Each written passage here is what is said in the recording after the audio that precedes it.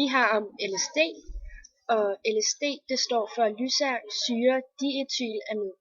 Og LSD forekommer både som piller, kapsler, tabletter, væsker og nogle gange også absorberende pir.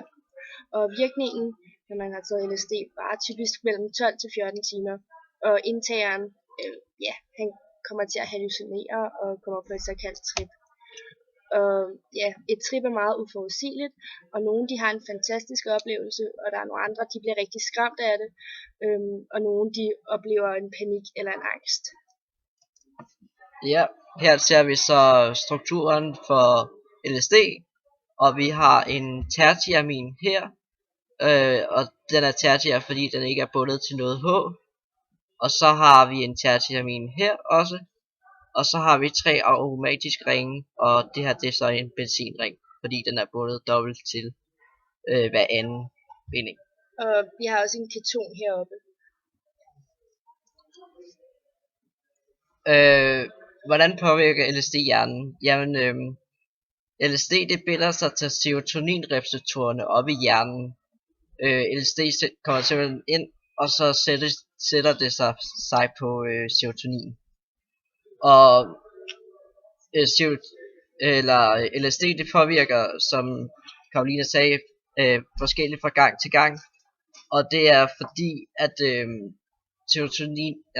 LSD ikke altid sætter sig samme sted på serotoniner i hjernen, fordi der er forskellige steder, hvor der sidder serotoninreceptorer oppe i hjernen, for eksempel et, hvor man bliver sådan glad, og et, hvor man kan blive sådan helt nede.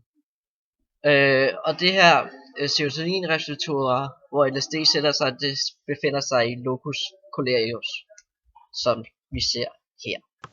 Brugeren af LSD kan både blive fysisk og psykisk afhængig. Kroppen kan begynde at reagere på mangel af stoffet, såsom at svede eller ryste. Det er et af kroppens signaler, som viser, at der er mangel på stoffet i kroppen, og der er en afhængighed af en ofte indtagen af stoffet, begynder kroppen derfor at vende sig til stoffet i kroppen, og derfor begynder at reagere, såsom at svede eller ryste, når det mangler.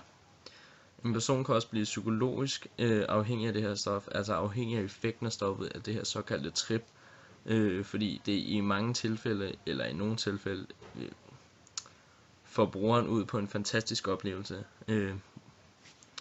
Hvor de måske er afhængige af det her trip, så har de ikke nogen kontrol over, hvad de laver, eller gør eller tænker, fordi de bare kun tænker på at opleve det her trip igen.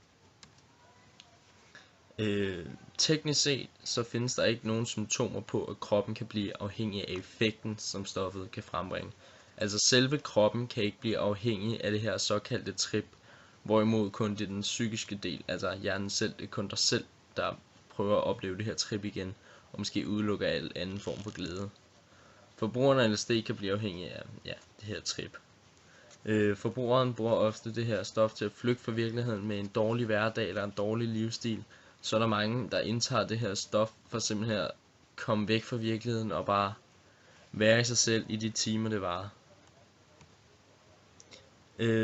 Kan overdreven brug af LSD dræbe dig? Nej, LSD kan ikke dræbe dig.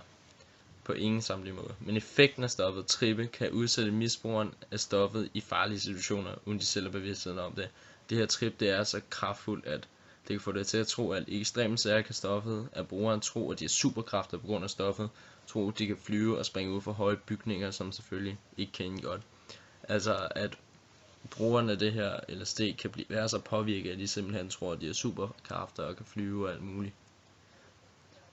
Som selvfølgelig ikke vil godt. Du kan ikke flyve, så lad være at prøve.